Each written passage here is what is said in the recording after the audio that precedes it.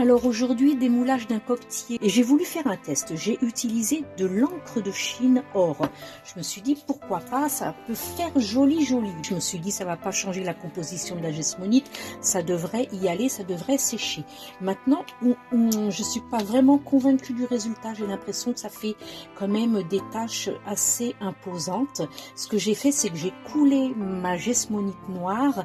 Et une fois que ça a été coulé, j'ai écarté tout doucement évidemment parce que c'était à l'état liquide, hein, et j'ai mis un petit peu d'encre or et ensuite avec un bâtonnet en bois j'ai mélangé et tout, mais j'ai l'impression que c'est quand même resté assez important sur chaque côté du coquetier. Alors j'espère que de l'autre côté ici, j'espère que ça va faire joli, mais c'était un test. La prochaine fois, ce que je ferai, c'est que je mettrai l'encre de Chine or directement dans ma gesmonite et je ferai seulement un semi-mélange, un tout petit peu de mélange, qu'on voit encore les lacets d'or se balader dans la gesmonite pour pouvoir couler, et là ça ferait un marbré.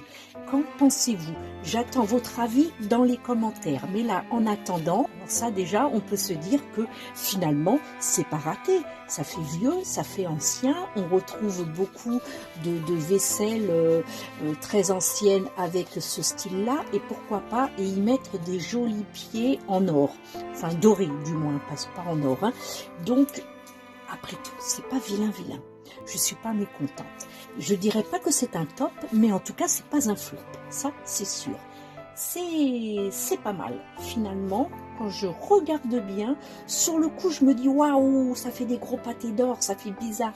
Mais finalement, dans l'ensemble, quand on regarde la pièce dans son entièreté, eh ben, c'est pas vilain, c'est pas moche, dites. Et j'attends vos commentaires. Hein.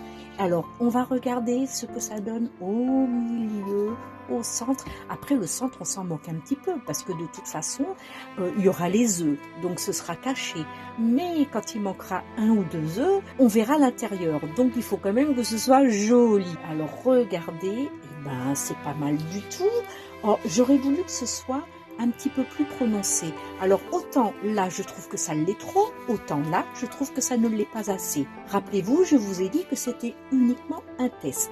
Hein. On fera autrement la prochaine fois et je vous montrerai donc le résultat. Voilà, j'espère que cette petite vidéo vous aura donné des idées de réalisation et pourquoi pas faire vous aussi des tests tout simplement. Je vous fais des gros bisous et je vous dis à très vite. Bye, ciao ciao.